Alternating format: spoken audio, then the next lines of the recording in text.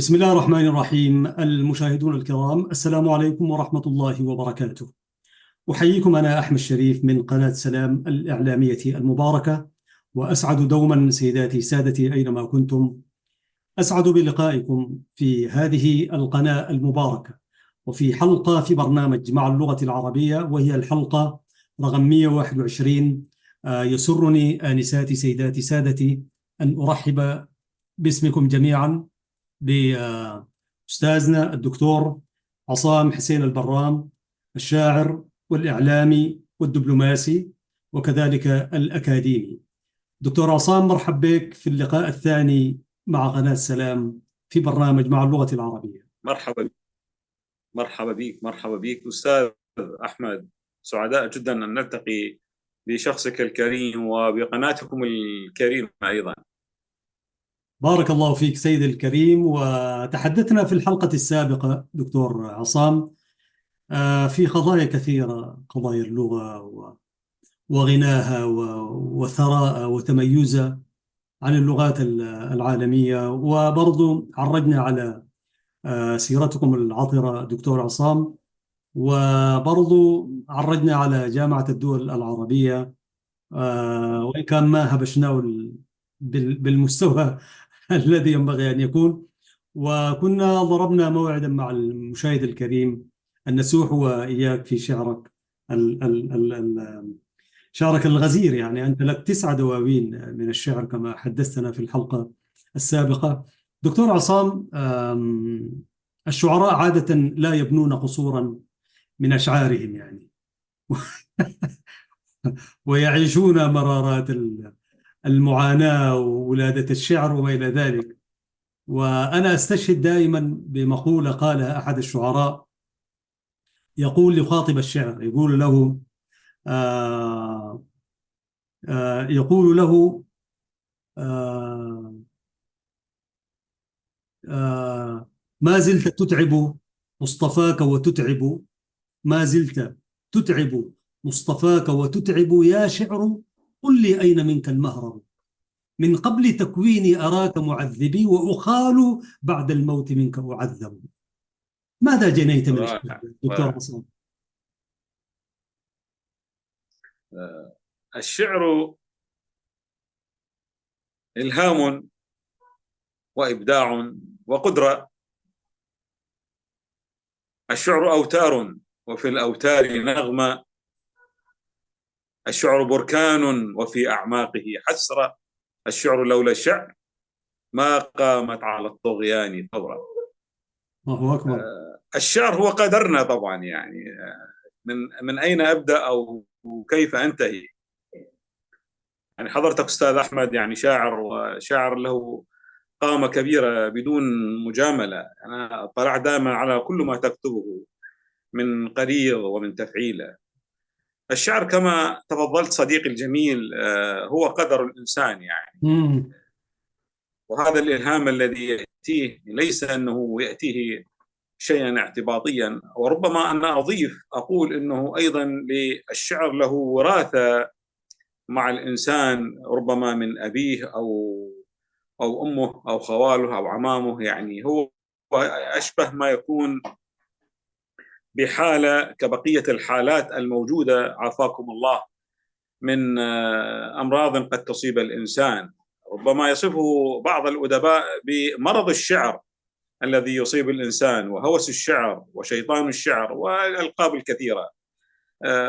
ماذا جنيت من الشعر؟ أنه يكفيني أن أكون شاعرا أديبا كاتبا، فالوظائف هي كلها تزول ولها عمر محدد، ويخرج الإنسان على التقاعد والمعاش، ولكن يبقى الهم الأدبي والوجداني والشعري الذي يفيض دائما لدى الإنسان في تفاعله بما تكتنزه هذه الحياة من تأثيرات على وجدانه سلبا أو إيجابا.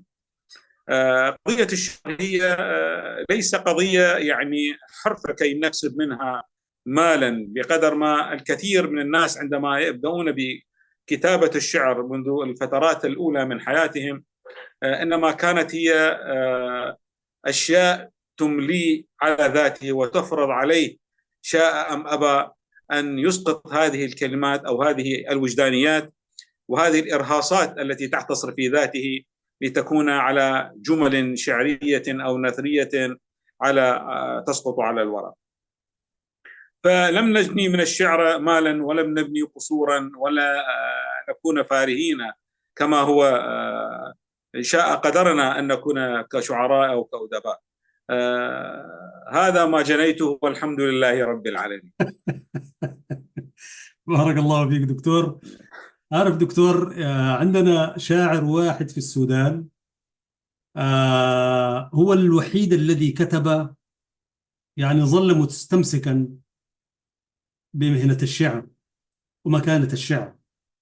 هو الشاعر إسحاق الحلنجي، وشاعر غنائي، وأسس جمهورية اسمها جمهورية الحب. هو اسمه رئيس جمهورية الحب. نعم. فالرؤساء مشوا، البشير مشى، ونميري مشى، وعبود مشى، وهكذا يعني. وهو متربع على عرش الجمهورية، وبقية الرؤساء منهم العرب كثيرون، وكثيرون ذهبوا. نعم. فهو متربع على عرش جمهورية الحب بالنسبة له، فظل مستمسكا بشعره. وفي جوازه، جواز السفر،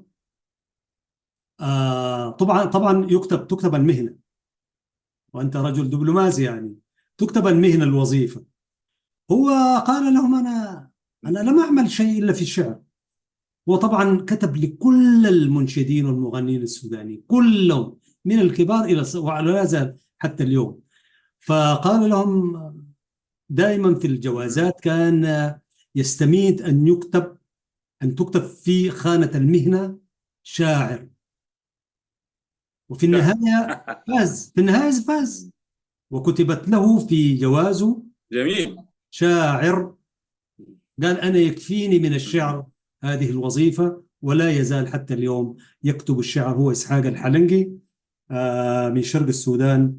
نحييه أستاذنا وحبيبنا، ولذلك أنا معك يعني. حييه. نعم والله له التحية. فماذا تقول له كده؟ نسمع الشهادة وتحية من العراق لإسحاق الحلنجي. والله أنا أحييه تحية كبيرة من هذا المكان ومن خلال قناتك الكريمة، وإلى هذه الشخصية الشاعرة السودانية المبدعة. أحييه بكل جوارحي وبكل ما أملك من تعابير البلاغة في الكلام. هكذا شخصيات هي حقا وفية للشعر والإبداع الأدبي. هذه القصيدة العربية التي تميز فيها القطر السوداني أيضا بكبار مبدعيه، وهو شيء لا غريب عن أهل السودان في مبدعيه، إن كانوا في الشعر أو في الرواية والقصة وفي السياسة أيضا. نعم.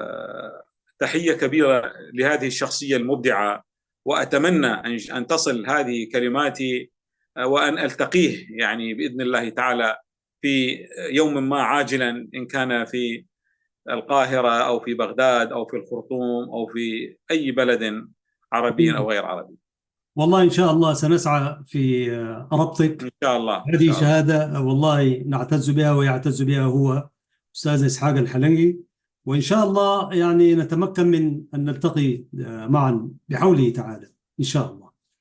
أحسب أنه ربما يكون في القاهرة، أعتقد ذلك، لأنه أنت تعرف وضع السودان اليوم، فأحسب أنه في القاهرة، أحسب، ولكن سنتأكد بحوله تعالى. دكتور عصام، نأتي إلى حديقة الشعر للدكتور عصام البرام. بماذا تود أن تفتتح لنا هذا اللقاء وهذه الحلقة من شعرك الجميل أستاذ دكتور عصام؟ يعني تذكرني أستاذ أحمد بديوان تراتيل موجلة الذي طبع في القاهرة بطبعتين، أن نقرأ شيئا عن فاطمة. جميل. يعني التي اعتبرتها أنها شخصية هي الأم العربية يعني للعرب. أقول: يا فاطمة، أعلم أن قلبك يدور يرقص كالبندول، يرش باب دارنا بالزهر والبخور، يحمل في أوصاله قدسا وقنديلا وأحلام الصبابة والدهور. يجلس عند بابها الصغار والكبار، ويسألون عن سعلوة الزمان وعن كان يا ما كان. كانت تحب فاطمة البلاد، وتدعو عند فجرها للواحد الأحد أن يحفظ البلاد من كل شر عاد. حتى إذا جاء بها الخميس يكون قلب فاطمة سيد النذور، وهي تقول، فتجمع النسوة عند بابها لتزرع الحديث بالذكر والرحمن، وتمسح الحزن عن القلوب وتبتهج، لا بد أن تزول. وإن أتتني منكم البشرى غدا أوزع النذور، لا بد أن تزول. أرش باب دارنا بالورد والزهور، وأجدل البنات شعرهن، وأرتدي في بدلة الزفاف حينهن، لأحضن وجه القمر في بدره البدور. الحقيقة يعني هذه وفد نص قصير أعتبره يعني جزء من شخصية المرأة العربية العراقية أو السودانية أو الشامية أو الخليجية. تتمثل في هذه الشخصية أن تدعو لهذه الأمة بالنهوض، يعني هذا النكوص الذي مر بها منذ ليس من عقود وإنما من قرون، من بعد سقوط الدولة العباسية وبعد الزهو العربي الكبير. نعم، أتمنى أنه يكون كفاتحة لهذا الخير. يا سلام. نعم، في نص آخر أيضا لفاطمة،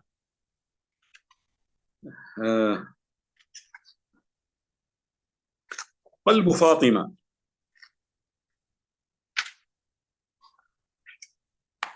في هذا النص: لو تدري فاطمة إن الصباح سيجلب لها المطر، لسافرت مثل العصافير البرية، وما ارتدت قميصها الحزين والمبلل، أو ركبت مشحوفها الأنيق، أو اعتلت أغنية وردية. لكنها فاطمة هي أسطورة الزمان، لا بد أن تروح وأن تبلل قلبها الأنيق، أو ساح فوق خدها حزنها العتيق. لا بد أن تروح. فالمطر بشارة يزرع بين أضلع الصباح، في زهرة البرد والقداح. وتملأ فاطمة الطريق عبقها، وهي تقول، لا بد إني أروح. حيث فجرها والزورق المجدول وضفيرة شعرها داعبها ريح الفصول. تلك براءة فاطمة، إذ لم تزل خضراء على طول السنين. ذاك حنان فاطمة يرسم في الآفاق سراجه ورزقه وعشبه الندي. السلام. يعني يا سلام. يعني لا فض فوق شاعرنا المجيد. أحسنت والله وأبدعت. دكتور عصام، بما أننا التحية لفاطمة وكل الأمهات ولكل امرأة عربية، أمهات المؤمنين، ونعم وكل امرأة عربية أفريقية عراقية، لهن التحية. ونحن لولا المرأة يعني هي الأم وهي الأخت وهي الزوجة وهي البنت أحسنت. كل شيء، أحسنت. وهي الحياة حقيقة. فعلا. أحسنت دكتور. فعلا. دكتور، بما أننا نعيش أزمة القضية المركزية للأمة العربية والإسلامية، القضية الفلسطينية، وأكيد أنت طبعا يعني كتبت فيها، وأنا أتذكر كثير مما كنت تقرأ لنا في القضية، وحتى وقد تكون فاطمة هي ذاتها يعني كما نعم. ترمز لها. هل كتابة جديدة يعني دكتور، أو حتى من هذا القديم أنا تحب؟ أنا هذا الشيء، هذا آخر نص أستاذ أحمد كان عن موضوع يعني المأساة التي حدث في أرضنا العربية في نعم. فلسطين المحتلة، وما يعانيه شعبنا العربي الأبي في غزة، وما تفعله الصهيونية العالمية من دمار شامل واغتساحات كل يوم صحيح. بعشرات الشهداء الذين يعني الحقيقة يدمي لهم القلب العربي الغيور، الذي يشعر بأن غزة هي جزء من جسد عربي لا ينفصل ولا ينقطع. حقيقة مشهد نعم. كان مؤلم يعني لمجموعة من الأبطال الذين قدموا أروع أنواع البطولة والاستشهاد، وجسدوا موقف كبير في هذه الحرب. النص اسمه الشهيد. يا سلام، نستمع. النص اسمه الشهيد. نعم. نعم. تفضل. من قال مات؟ من قال مات؟ لا، لم يمت. ما زال صوت خطاه يملأ كل عرق من عروقي بالحياة. ما مات شهيدنا، ولا الأرض التي جادت به تموت. قد يوهن العياء بعض وهلة جفونه، وقد يغطي جرحه المدمي بعض وهلة عيونه، لكنه يظل في النزف دما يقيت. لا، لم يمت شهيدنا، ما دام فجر موعد في جرحه يبيت. غدا إذا ما زحزحت أكفنا سكونه، ستدركون ما الذي أبقى لنا مهاجر صمود. ستدركون ما الذي خبأ تحت جفنه السكوت، وكيف أن مسربا في الليل قد أضاءه تابوت، وكيف أن بعضنا يولد إذ يموت. شهيدنا ها نحن آتون به، شهيدنا ها نحن آتون به. فهللي فهللي أيتها المشارف الخضراء بيارقا تملأ رحب الأرض والسماء. يا مواكب الفداء من آخر النداء، من آخر ما نملك من رجاء. فهللي وهللي لا تشعل الشموع إن بيته مضاء. لا تشعل الشموع إن بيته مضاء. لا تغسلي جراحه، تلك كانت ساحه، وتلك كانت أرضه، وتلك كانت بيته المزهو بالدماء. لا تلمسي، لا تلمس جفونه، أخاف أن يوهنه العياء.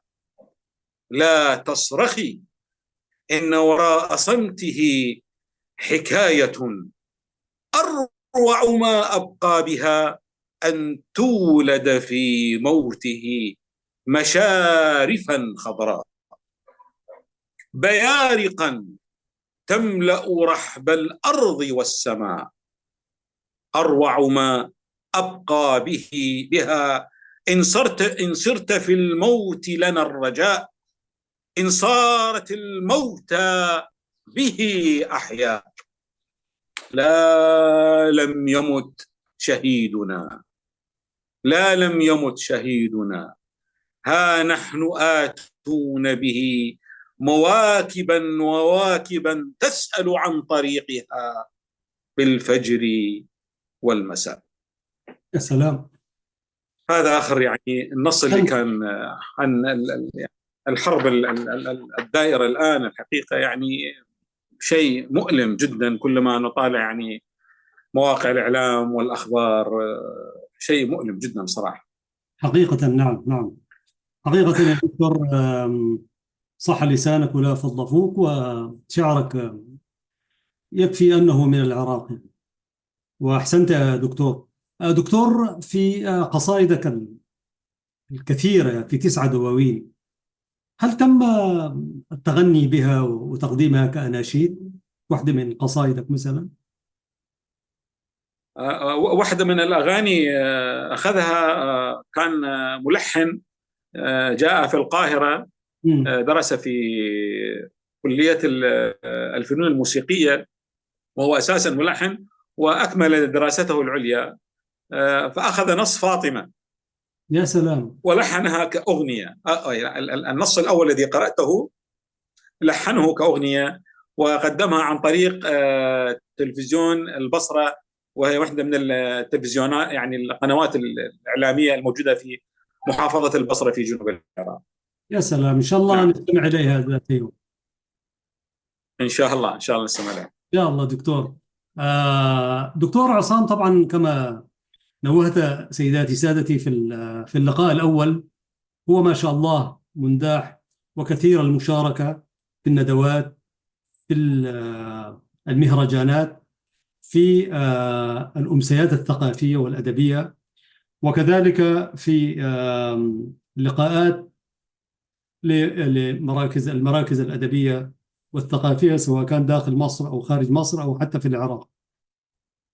دكتور، هذه المشاركات الكبيرة لك في العالم العربي والعالم الإسلامي كذلك، ماذا اكتسبت منها شاعرا وفي نفس الوقت دبلوماسيا؟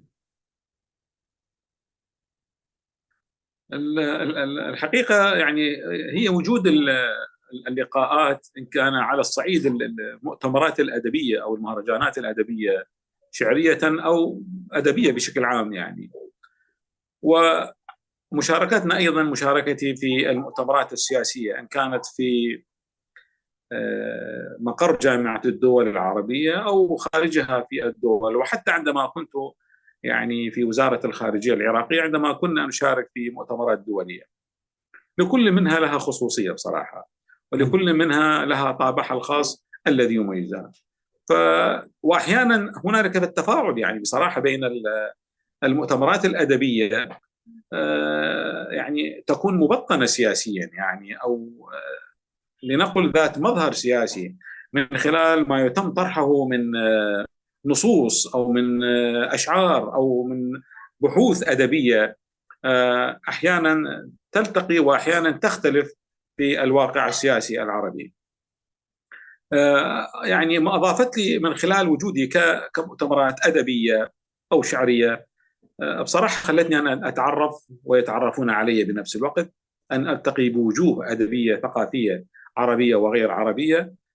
تواصلنا أيضا يعني من المبدعين في المغرب العربي ومن المبدعين في المشرق العربي، وأيضا التقينا بكثير من أدبائنا في إفريقيا، وأيضا التقينا في كثير من الشعراء الشباب الجدد الذين كانوا فعلا يعني يحملون بذور الإبداع الحقيقية. يعني أنا كنت يعني أزهو بهم من خلال ما قدموه من إبداع كبير. ربما يعني أنا أغبطهم وليس أحسدهم، كانت هنالك قصائد أقوى من قصائدي أنا الشخصية بما تحمل من هذا البعد البياني والبلاغي والصور الشعرية الإبداعية. حتى كانت هنالك عندنا لقاءات قوية أيضا مع كثير من الأدباء الأكاديميين من النقاد العرب، كانوا أيضا قدموا أفكار جديدة وطروحات جديدة في موضوع المنهج النقدي الجديد، وكيف أن تكون أو كيف نكون نسعى لتكوين نظرية نقدية إبداعية جديدة. حقيقة هذا كان من المواضيع المهمة في المؤتمرات الأدبية التي نوقشت على مساحات يعني واسعة وعلى أيام، يعني أكثر من 5 أيام كان هذا المؤتمر طويل، وطرحت بحوث متعددة. كنا نسعى لإيجاد فكرة يعني كما قدمها الكثير من مبدعينا العرب كالجرجاني وغيره وابن المقفع وغيره من الذين كتبوا في مجال الأدب العربي والنقد، وناقشنا التراث العربي في مرحلة يعني ما قبل الإسلام وبعد الإسلام والدول الكبيرة في زمن العباسيين والأمويين وما بعد هذه الفترات، وحتى ما حصل من تغيير وبدأت تظهر في العصور اللاحقة، يعني في العصر الحديث عندما بدأت تظهر وتغزو الفكر العربي جملة من الأفكار في موضوع الأدب الغربي في نص الرواية الغربية وما انتقل إلى بناء الرواية الغربية. وحتى أيضا وكان تأثيره أيضا في موضوع ظهور قصيدة النثر، وهو امتداد لأوسكار وايلد وما كتبه أيضا تي اس اليوت. هذا ما أثر على الشعر العربي وعلى القصيدة العمودية العربية في ظهور قصيدة النثر العربية. جميل. هذا الكلام الذي يعني عرجت عليه وأشرت إليه هو نتيجة للاطلاع والتفاعل والتفاهم والتواصل من خلال في هذه المهرجانات الأدبية التي منحتني ومنحت الآخرين أيضا بالتعارف وبطرح كل ما هو جديد اليوم على الساحة العربية. يعني أنا لا أخفيك صديقي أستاذ أحمد، هكذا مؤتمرات يعني ضرورية جدا بالنسبة لعالمنا العربي. هو جزء من عملية أولا التعارف، التواصل، يعني هذا لأنه أجهزة التواصل يعني منظمات المجتمع المدني أو الوسائل الاتصالية الحديثة الآن اللي النت وغير النت، الواتساب وغيرها، لا تعطي يعني زخما قويا كما يكون هنالك يعني وجها لوجه، أو كما قل بالإنجليزية فيس تو فيس. التواصل المباشر له خصوصية كبيرة جدا، وتمنحك يعني هذا الدفء في التعارف وفي الطروحات والتقارب العاطفي الوشيج عندما تكون هنالك أنت تجلس مع أديب بجانبك ويجمعكم على مأدبة غداء واحدة أو في فندق واحد، أو تطلع في زيارة في مدينة عربية معينة. هذا يعني يمنحك دائما حتى في الإبداع، يعني أنت تعود إلى بلدك أو إلى مقرك الدائم يمنحك شيئا في الكتابة وفي الإبداع وعن الصورة الحميمية التي جمعتك بهذه الكوكبة الكبيرة من المبدعين العرب. كل هذا هو يصب فائدة كبيرة من خلال لقاءاتنا في المؤتمرات الأدبية. ولا أخفيك أيضا يعني في الجانب السياسي، إذا سمحت لي يعني نأخذ في الجانب السياسي حتى أيضا أنه عندما تلتقي مع وفد عربي سياسي، وحتى عندما تلتقي مع وفد غير عربي لمناقشة قضية ما، إن كان في الجانب السياسي أو الاقتصادي أو الاجتماعي أو الثقافي، هناك مؤتمرات ثقافية سياسية أيضا يحضرها وزراء الثقافة، تخفف الوطء بين ما يحمل هذا الوفد على هذا الوفد. يعني أنت عندما تكون قريب من وفد سين معين، غير ما أنه أنت تتخاطب معه من خلال الورق والمذكرات، ولكن عندما تكون معه وجها لوجه وتأكل مع بعض وتمشي مع بعض، غير ما يحسسك أنه الوجود أنك تكون بعيد. هذا يكسر يعني الطوق والحاجز الوهمي الذي بينكما، يحسسك بانتمائك العروبي القومي. هذه اللغة العربية التي تجمعك، يعني عندما تتكلم مع شخص غير عربي بغير لغته، غير ما تتكلم مع شخصية عربية. اللغة الكلام الحديث عندما يدور بينك وبين شخص آخر من وفد عربي راح يساعد على تخفيف هذا الزخم وهذه الشدة وهذه الوطأة أو ربما ما يحمل قلبيكما من بعض من لا أقولها يعني البغض أو الكراهية. هذا يحاول أن يزيل هذا الجليد بينكما ويظهر لك الخضار والربيع أو المرج كما يقول. يا سلام. نعم. دكتور، نطلع في فاصل قصير أيها المشاهدون الكرام، ونعود إليكم بعد ثواني. المشاهدون الكرام، أحييكم تحية طيبة مباركة، وأسأل الله دوما أن تكونوا في أمان الله وحفظه. لا نزال مع الدكتور عصام البرام، الشاعر الدبلوماسي الإعلامي الأكاديمي، وكذلك لك في مجال النقد دكتور، لك قراءات في نقدية في النقد. نعم، أنا كتبت كذا موضوع يعني أيضا موجودة على مواقع الإنترنت. يعني كتبت في صحيفة المصري اليوم في القاهرة، وفي جريدة الأهرام، وجريدة الزمان الدولية الصادرة نسخة في لندن وفي بغداد، وفي جريدة الرأي الأردنية، وأيضا على مواقع الأخرى، المواقع الثقافية. كتبت يعني هذا قريب بعدين حتى نتكلم عن موضوع الفوبيا الريادة وقصيدة الهيكو، هذا سوف نعرج عليه لاحقا. سنعرج عليه. لكن فيما يخص سؤالك الكريم في موضوع المقالة النقدية، أنا حاليا أقرأ يعني أعجب ببعض الكتابات الأدبية لمجموعة من الشباب المعاصرين، كما أشرت قبل قليل في نتاجاتهم الإبداعية، وهذا شيء يعني يثلج القلب كما يقال.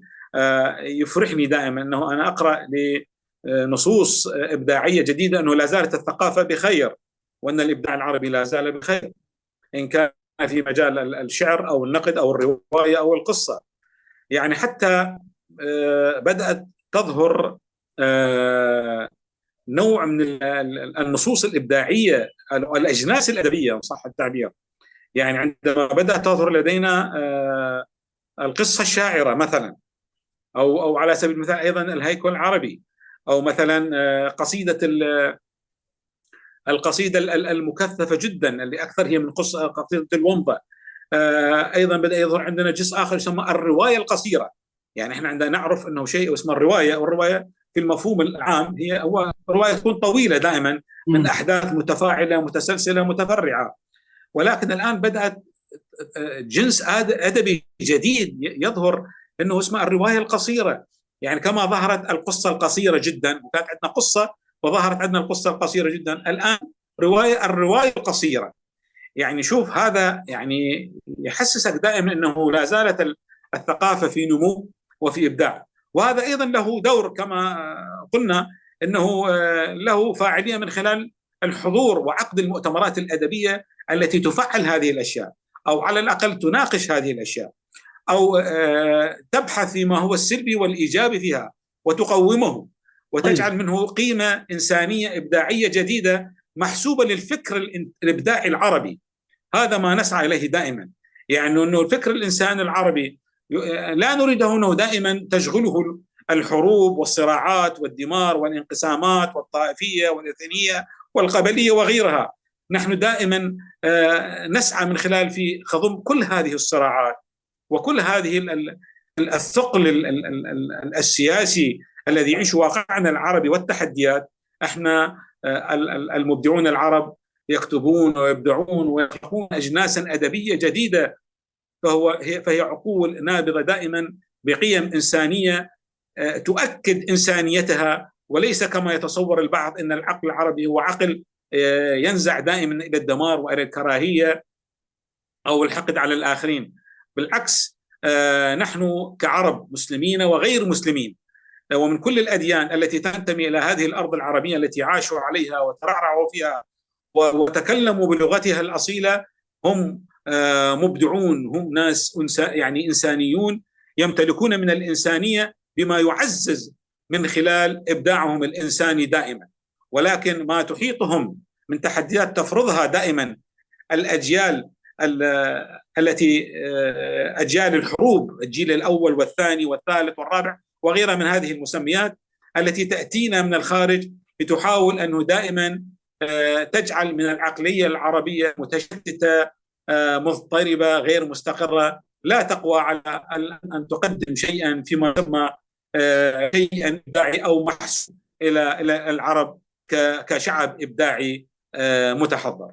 جميل جدا. فأنا كتبت الحقيقة، يعني مثلا كتبت عن الرواية الروسية. نعم، كتبت عن الرواية الروسية، كتبت عن دوستويفسكي، وكتبت عن مكسيم غوركي، كتبت أيضا عن تشيخوف، كتبت أيضا، أخذت فترة يعني الأشهر السابقة أو بداية 2023 كثيرا ما كتبت عن الأدب الأمريكي اللاتيني، بابلو كويلو، وأيضا غارسيا ماركيز. فهذا كل ما كتبته حاولت أن أجد المضمار، المساحة والساحة التي يمكن أن أستفيد مما كتبه المبدعون من الذين حصلوا على جائزة نوبل العالمية. نعم. من العرب وغير العرب، وأن إلى ذلك. نعم أن أجد يعني ميزان يعني ما يضفيه الأدب الغربي الأوروبي أو الأمريكي اللاتيني أو الآسيوي، وما أبدعه أيضا أبدعته الرواية أو الشعر العربي في عالمنا العربي. جميل دكتور. كتبت أيضا على مبدعين كبار، كتبت عن نازك الملائكة وقصيدتها الكبيرة التي اختلط فيها الروح الوجداني والعاطفي والفلسفي، كانت يعني من النصوص الكبيرة التي جعلها أن تشكل انتصارا للقصيدة العربية، وكانت نقطة التحول إلى من قصيدة العمود. نعم دكتور، واصل دكتور. نعم، التي جعلت من نازك الملائكة من القصيدة العمودية الكلاسيكية إلى القصيدة الحديثة، قصيدة التفعيلة، وسنعرج عليها لاحقا إن شاء الله في الحديث عن الهيكل العربي. يعني أريد أن أقول أيضا كتبت عن صلاح عبد الصبور الذي يمثل أيضا الجيل المجدد، يعني نازك والسياب والبياتي هم من الجيل الذي في العراق، وأمل دنقل مثلا، وصلاح عبد الصبور مثلا في العراق، ومحمد مفتاح الفيتوري أعتقد في السودان، والطيب صالح. نعم الكثير. إذن هؤلاء الذين كان لهم يعني بصمة واضحة في الإبداع الإنساني في الأدب العربي بشكل عام. نعم. جميل دكتور. سنعمل فاصل ونعود.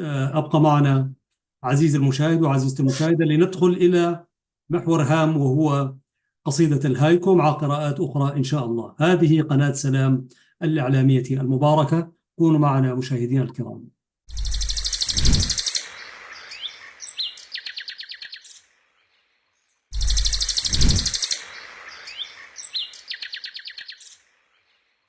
بسم الله الرحمن الرحيم. مشاهدينا ها نحن عدنا إليكم في الجزء المتبقي من هذه الحلقة، قرابة 15-20 دقيقة بحوله تعالى، ومعنا الدكتور عصام حسين البرام، الشاعر والناقد والصحفي والدبلوماسي والرجل الأكاديمي، ما شاء الله يعني سيرة حافلة بالعطاء والنشاط والإنتاج.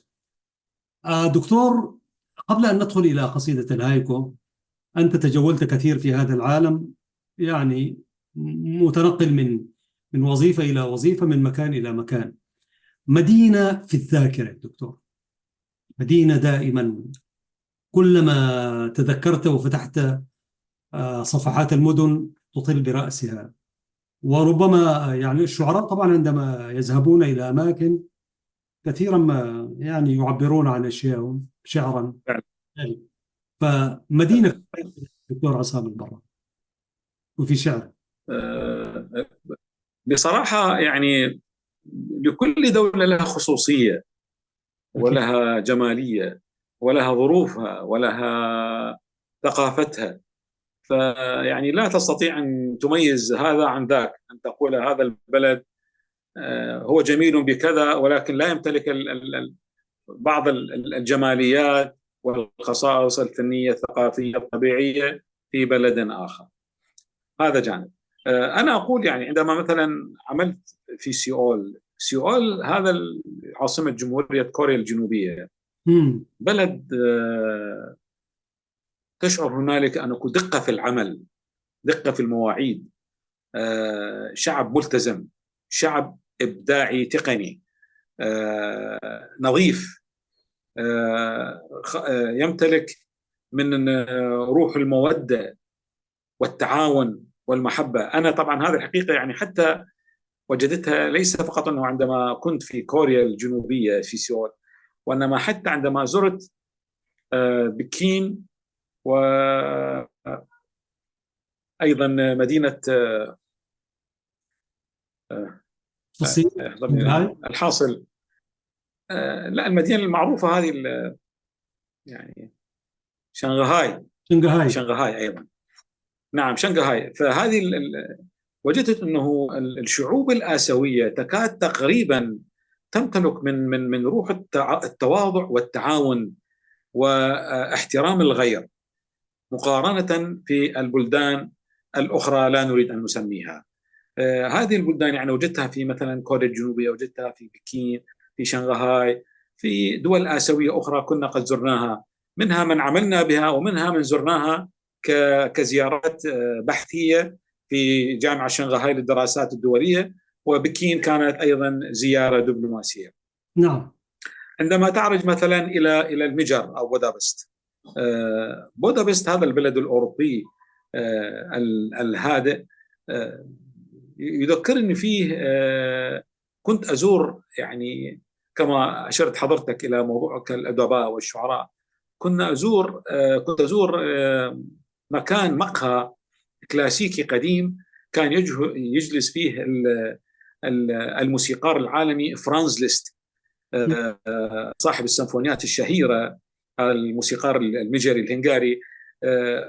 فكان أكو مكان يعني موجود في زاوية من زوايا المقهى الكلاسيكية، سألت عن وقت النادل، قال لي هذا هو المكان الذي كان يرتاده يوميا فرانز ليست الموسيقار، وكتب سيمفونيته الثانية، وكتب سيمفونيته التاسعة، وكتب سيمفونيته ال11. وكان دائما حتى فنجانه القهوة الخاص به كانوا محتفظين فيه. يعني هذه المقهى أنت بمجرد ما أن تلتقي في هذه الأجواء السحرية وأنت تطل على نهر الدانوب، أكيد يعني سيولد لك نصا أدبيا يتناغم مع هذه الأجواء ومع هذه الطبيعة ومع هذا الوجود الأوروبي الذي يذكرني أيضا كانت الفترة فترة شتاء قارص، وكانت الثلوج تتساقط. يعني هو هذا لحاله تعتبره نصا شعريا، قصيدة أو رواية تشرع في كتابتها في مثل هكذا. إضافة إلى أنه هذا البلد الأوروبي يمتاز بالربيع وبالطبيعة الجميلة، وكل ما يميز أوروبا صراحة يعني بجمال طبيعتها وبجمال خضارها، خاصة في فترات الربيع. إذا أريد يعني ذكرني أيضا في كينيا، هذا البلد الإفريقي الجميل، كنت فيه أيضا قنصلا. طبعا أفريقيا فيها روحية خاصة في التعامل مع طبيعتها. كينيا تحديدا نيروبي بلد يمر فيه خط الاستواء، وهذا البلد درجة الحرارة مالته جدا جميلة، يعني في فصل الربيع وفي فصل الشتاء وفي فصل الصيف يعني تجد درجة الحرارة لا هي سخنة ولا هي باردة. هذا جانب. الجانب الآخر أنه شعب متواضع ومتسامح، يعني حميمي فريندلي كما يقال، ناهيك عن يمتلكون من الطبيعة الغناء، مطر فيها صيفا وشتاء. هنالك البراري التي كنا نزورها في عطلة نهاية الأسبوع في الويكند، وكنا نشوف هذه الحيوانات الجميلة البرية، وأيضا هنالك بعض الأماكن كنا نزورها تكون خاصة بعيدة يعني عن مكانة الحيوانات البرية، يعني مكانات لا تقترن مع بعض تقريبا بمساحات واسعة، ولها أيضا خصوصية. يعني عندما كنا نذهب إليها كنا نذهب بسيارات خاصة، وكان يطلع معنا الجايد الذي يقودنا، وكان يطلب من عندنا دائما أنه في هذه الأماكن التي تتواجد فيها الحيوانات المفترسة أنه لازم تمشوا منا سريع. كنت. نعم، واصل دكتور. نعم. تفضل دكتور. فتجد أنه لكل بلد له طبيعته وخصوصه، نعم نعم. وحتى في نيروبي أكلها شكل، يعني أحيانا هم يستخدمون دائما اللحوم الماعز، يختلف مثلا عن الأكل اللي أكلته في آسيا. دائما هو أكلاتهم تكون نباتية، يعني 90% أكلهم نباتي، في حين نعم تجد في أوروبا أيضا هو أكل مختلط. يعني مثلا عندما نأتي إلى بلد عربي وعملنا مثلا، كنت في القاهرة قبل أن يعني تعار خدماتي إلى جامعة الدول العربية كقنصل في سفارة جمهورية العراق في القاهرة. القاهرة بلد عربي كبير، له ثقله السياسي، يمتلك من العديد من السفارات العربية والأوروبية والمنظمات الدولية والإقليمية، لها حراك سياسي كبير مهم، يمنحك تجربة سياسية من خلال التفاعل والتعامل مع الكثير من هذه المنظمات وهذه الدول من خلال مشاركات في المؤتمر. بلد حيوي فاعل.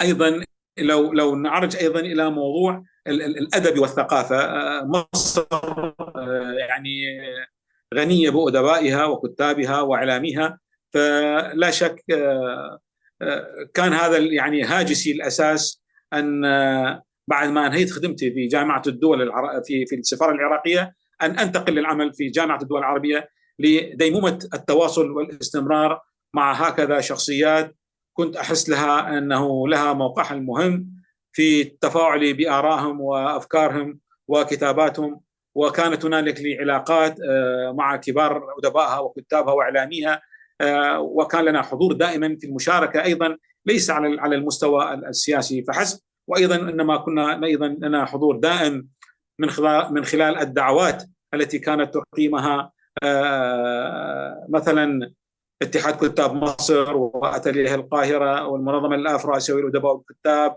والعديد من منظمات المجتمع المدني. كنا نشارك بفاعلية كبيرة، كونك أنت عربي وأنت أيضا في بلد عربي، وكونك أنت كأديب وتشعر أنه هذه البيئة أو هذا الوسط هو المكان الملائم لأن تكون هنالك زرع بذورك مما تملكه من بذور الأدب والفكر، لتكون أكثر نضجا وتفاعلا مع قضية الإنسان العربي وأنت في بلد عربي. فإذا هو كل بلد بصراحة كانت له خصوصيته في علاقاته، في أجوائه، في طبيعته، في مأكله، في ملبسه، في شخصياته، في إنسانه الذي يتوزع بين آسيا وأوروبا وعالمنا العربي. نعم نعم دكتور. يبدو أننا بحوجة إلى إطلالة ثالثة إن شاء الله، لنفتح في بدء الحديث أو في مفتتح إن شاء الله، في مفتتح الحديث أن نبدأ بقصيدة الهايكو ورؤية تاكو وما إلى ذلك. فسنكتفي بهذا القدر، ليس لأننا شبعنا من كلامك يا دكتور عصام البرام، ولكن لأننا محكومين بزمن كما تعلم، وحضرتك إعلامي محترف يعني أستاذ أكاديمي. أيها الإخوة المشاهدون، سعدنا بصوت العراق، بعقل العراق، بنخيل العراق، الدكتور عصام البرام الأكاديمي، الشاعر والناقد والدبلوماسي، وإن شاء الله لنا لقاء معك قريبا إن شاء الله دكتور. في الحلقة الثالثة سنستمع إلى مزيد من الشعر، وتحديدا قصيدة الهايكو، وبرضو الكلام حيأخذنا من هنا وهناك. أشكرك باسم كل المشاهدين والمستمعين كذلك. في الختام يقول الحق سبحانه وتعالى في محكم تنزيله: لسان الذي يلحدون إليه أعجمي وهذا لسان عربي مبين. صدق الله العظيم. كنتم سيداتي سادتي مع برنامج مع اللغة العربية، من إعداد وتقديم محدثكم أحمد شريف عبر هذه القناة المباركة. ضيفنا كان لليوم الثاني أو للحلقة الثانية دكتور عصام البرام. سنلتقي إن شاء الله في حلقة قادمة. حتى ذلكم الحين نستودعكم الله معا جميعا، والسلام عليكم ورحمة الله وبركاته. تحياتي دكتور. شكرا لك. شكرا لك.